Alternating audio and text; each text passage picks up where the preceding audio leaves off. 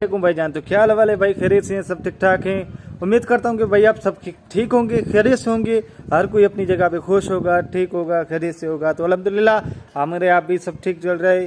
तो भाईजान आज मौसम तो बेहतरीन था, लेकिन आप लोगों के लिए एक बहुत बड़ी बैड न्यूज़ है और दुख की खबर है यार हमारे लिए। बहुत इस चीज़ का हमें बहुत अफसोस हुआ कि आज हमारी भैंस मर गई, आज हमारी भैंस मर गई, आज हमारी भैंस मर गई। तो परे जो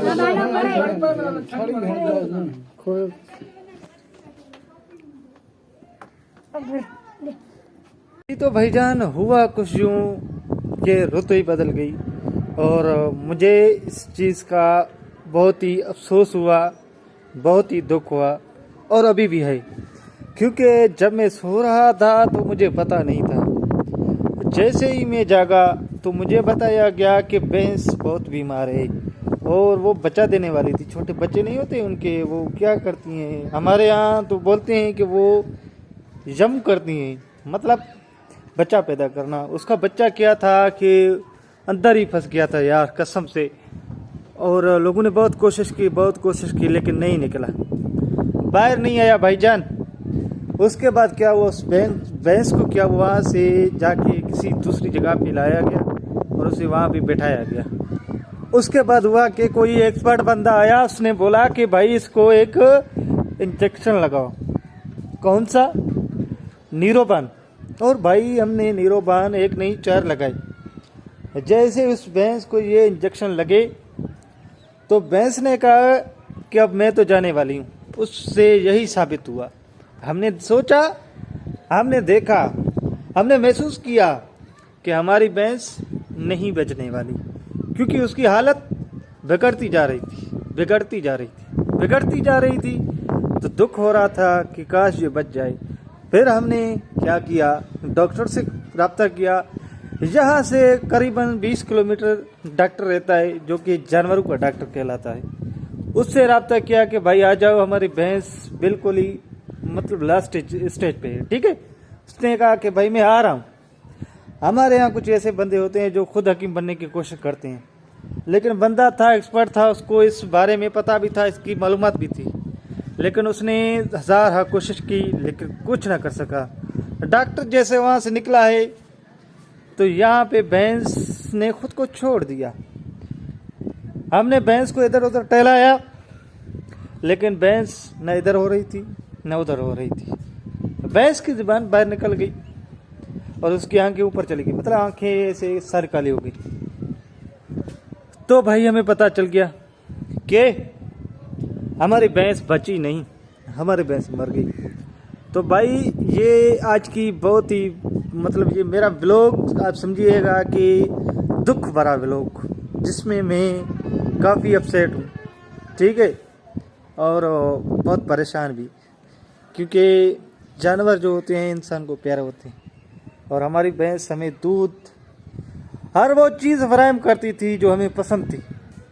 तो इसलिए अब वो तो मर गई, बस अल्लाह उनके घर वालों को, क्योंकि हमारे रिलेटिव थे, रिलेटिव्स मतलब हम एक साथ ही रहते हैं सब, हमारे सामने खड़ी होती थी, खाती थी, फिरती थी, उठती थी, बैठती थी, लेकिन अब वो नहीं रही।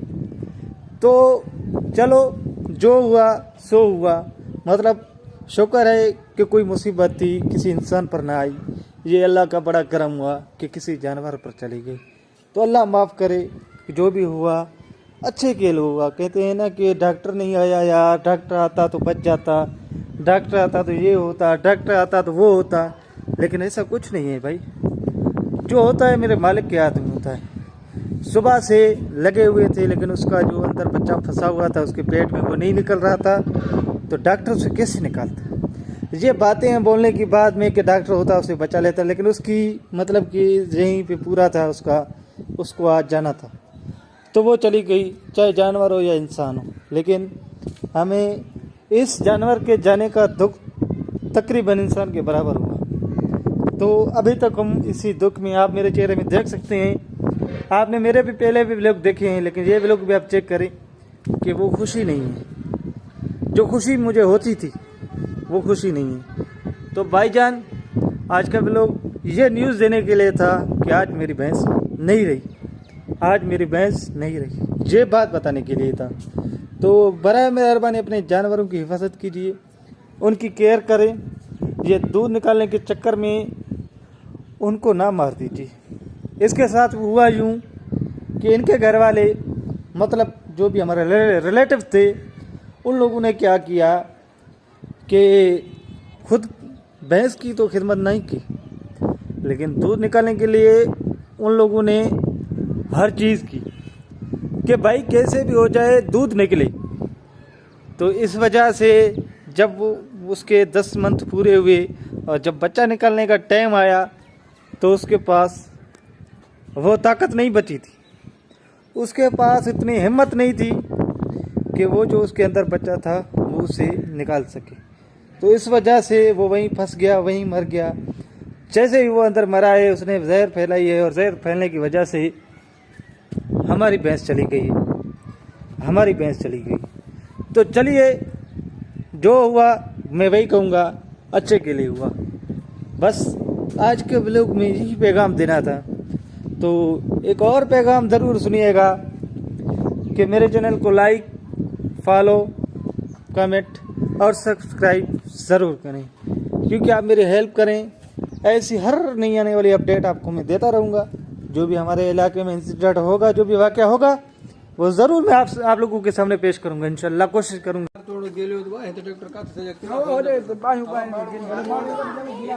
गिटी में निकले ना वो लेटरिन वठ हल्कन कयो मांग ये से ये तो कार के दिसो का अल्लाह की मर्जी का तो बाजार अच्छा है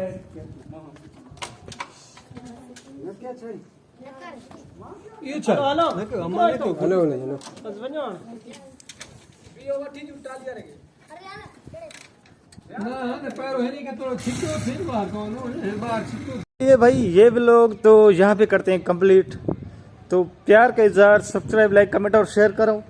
जितना हो सके मेरे चैनल नवाब जुनैद को प्यार दो। मुझे प्यार की सख्त ज़रूरत है, क्योंकि मैंने जिससे प्यार की उम्मीद रखी उसने देखा तक नहीं मुझे, और जिसने मुझे चाहा मैंने उसे नहीं चाहा। होता है ऐसे, ये बस सिस्टम है यार, छोड़ दो। बाकी ये इश्क वगैरह बात यही है कि अपना वक्त ज़ाया करना है, अपने गोल्स पर फोकस करो। कोई भी अगर आप चाहते हो वो चीज़ अचीव कर लो, उसके बाद इश्क करो। इश्क की इजाज़त है, और इश्क मिलने की गारंटी मैं देता हूँ कि वो आपको मिलेगा जब आप कुछ अचीव कर लेते हो। अगर आप नंगे हो, आपके पास कुछ भी नहीं है, न पाने के लिए न खोने के लिए, तो ये इश्क की बीमारी बहुत ही ख़राब है भाई। ये करना, इश्क करना फिर ऐसे है ना कि मतलब वो ये कहते नहीं है कि अंधेरे में तीर चलाना, फिर वैसे ही है भाई। फिर कुछ नहीं होने वाला। फिर क्या होगा, नहीं मिलेगी, सिगरेट पीने लग जाएगा आदमी और कोई काम करने लग जाएगा। अरे तुमने इश्क किया क्यों जब तुम्हारी हैसियत ही नहीं थी। आजकल की इश्क की डिमांड यही है कि भाई आपके पास जॉब होनी चाहिए, आप किसी अच्छे स्टैंडर्ड वाली जगह पे खड़े हों, आपके पास गाड़ी होनी चाहिए, आपके पास बंगले होने चाहिए। ये है इश्क। अगर आपके पास है तो आप इश्क करें, आपको इजाज़त है, और आपको इश्क मिलेगा भी सही। लेकिन जिसके पास कोई भी चीज़ नहीं है तो बराए मेहरबानी चीज़ों से दूर रहें। तो आपकी सेहत के लिए ये बेहतरीन मेरी तरफ से तोहफा है। तो भाईजान, मेरा टॉपिक ये तो नहीं था, बट कुछ बातें हैं जो मैं कहना चाहता था लेकिन कह दी। और बहुत सी बातें हैं जो मैं अपनी ज़िंदगी के बारे में आपको बताऊंगा कि मेरे साथ क्या हुआ था, क्या नहीं हुआ था, कैसे चली। तो इंशाल्लाह इस नवंबर में मेरे बेहतरीन व्लॉग, जो कि मेरी लाइफ चेंज करने वाला, मेरी मैरिज शादी करने वाला हूँ भाई इस नवंबर में। तो भाईजान वो भाई का ब्लॉग आएगा जिसमें मिलियंस व्यूज़ आने चाहिए।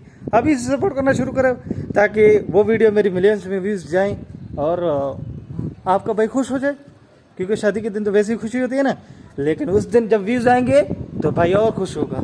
तो इसी के साथ आज का व्लॉग यहाँ पे करते हैं कंप्लीट। तो दुआ में याद रखिएगा, सब्सक्राइब, लाइक और शेयर करें। थैंक यू, खुदा हाफिज़।